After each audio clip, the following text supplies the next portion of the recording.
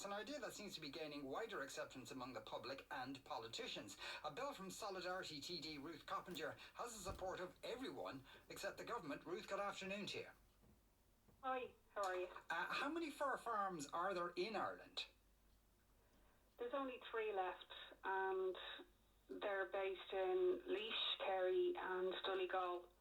And they still, while being a very small number, have 150 to 200,000 mink, and it's only mink. And the difficulty is that mink are wild and solitary and semi-aquatic creatures, so putting them into cages and groups is really unnatural and alien for them and extremely cruel. And now Veterinary Ireland have agreed with that, and they've said you can't actually regulate it because it's not farming at all.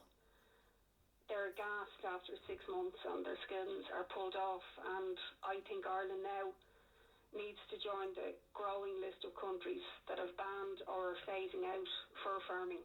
And so their life cycle, such as it is 6 months. They're there for 6 months till the fur is grown and then they're killed. Yeah, and the problem is that it isn't like domesticated animals that have been domesticated over hundreds or thousands of years. They're solitary, they're wild. And what's been found is that when they're put into cages in close proximity with other minks and indeed with humans, they can't avoid what's abnormal social contact for themselves. They can't run, they can't swim, dive or hunt. So they can't exhibit natural behaviour, and they suffer from repetitive behaviour that's unnatural and very stressful, and also dehydration and sometimes hunger because of their inability to access water. So there was a survey done by Red Sea in the autumn there, and 80% of people believe fur farming should be banned. They see it as cruel. For the sake of what? For a luxury product that nobody really needs and most people will never see, and it's a case of capitalism willing to completely disregard life and welfare for pure profit. What is their market, such as what would be left? Because as I understand it, there's a number of designers saying we're not going to work with fur anymore anyway.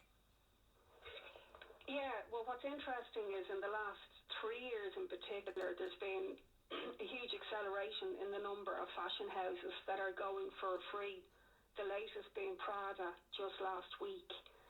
And I think it shows why, actually, since this bill was put, the fur industry in Ireland has been extremely quiet, unexpectedly so. I would have expected more of a reaction.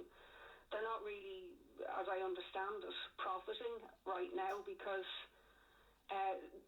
it's certainly considered ethically not a good practice by lots of young people, and that influences fashion designers hugely. They're not going to continue to use products that many people have decided aren't acceptable. So, but there is still a fur trade. But what's interesting is in Ireland, it looks like these 3 fur farms have been getting a huge leg up from the taxpayer to keep them in existence. Údarás na Gaeltachta have given them, several €100,000. So if we were to go by the logic of the market, they'd probably be closed down by now. Now, what I think should happen, it looks like our bill will pass if we base it on the people and the parties that have cited their support for it. I am very open to alternative employment and alternative agribusiness in these farms for their, I estimate, only about 47 workers, mainly seasonal, many of them from abroad. But still, we have to find alternative employment, and that can easily be done. They can diversify into growing fruit, growing vegetables, as has happened in other countries. Now, and that 200 grand you referred to, Údarás na Gaeltachta, it seemed to be towards 2 fur farms in Donegal, one of which is now closed down. I suppose if you're living in Donegal and you work in a fur farm, you might say, well, what's my alternate job going to be? Yeah, well, look, we've got climate change. We've got a huge discussion about the environment. maybe even the whole agri-sector switching over to alternative production. For example, in Scotland, fur farming was banned 20 years ago in the UK under Tony Blair, I believe, and it was finally eradicated in 2000. So we're really behind our nearest neighbour, but in Scotland some of the farms diversified into strawberry farms, which is also profitable, by the way. Mm-hmm. And, you know, it is possible to diversify. We're not talking about something that can't be actually achieved here. We are talking about land that can be used. Even, for example, the cages themselves were used in the transition to the strawberry growing in the farms in Scotland. They grew them over them. Yeah. So I'm totally open. I understand that people may be living in places where employment is very difficult, but my understanding also is that these are specialist workers that come in to do the pelting. But there are some who are based in Ireland, of course. So what's the big deal in terms of the government opposing this idea? Well, where things stand right now is, once Veterinary Ireland came out and condemned this practice by basically saying you can't really regulate it or make it kinder, that's had a massive impact. And Fianna Fáil have now come out in the last week and said they'll support the ban on fur farming, pending, you know, some assurance has been given, compensation or whatever, which that's fine, we're open to that. But now the only actual party in the Dáil, as well as possibly some independents, who haven't stated their position is Fine Gael. So it seems to me they have three options. They could vote against our bill, but it will still pass on the 3rd of July. They can support our bill, or they can decide themselves. The third option is that they could ban this by ministerial order. Yeah. They can do it on the basis of animal welfare, and they did that in relation to wild animals and circuses, where we had a bill pending on that, and they decided to regulate before our bill was reached. So we'd be happy if they do that, because it would happen quicker. Yeah. Bills can be left languishing and lying around, as you know. So they haven't yet come out and said this.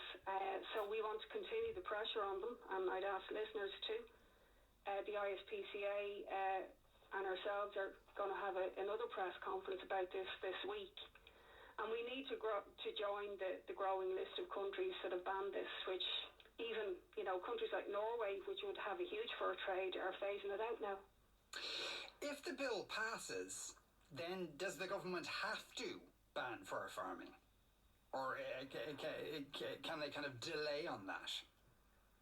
Well, unfortunately, yes, because it would just be the second stage that would have passed. Yeah. And as we know, with loads of legislation, for example, Solidarity has a bill at second stage on objective sex education in all schools. That's languishing, sitting there. We also have a bill on an anti-evictions bill.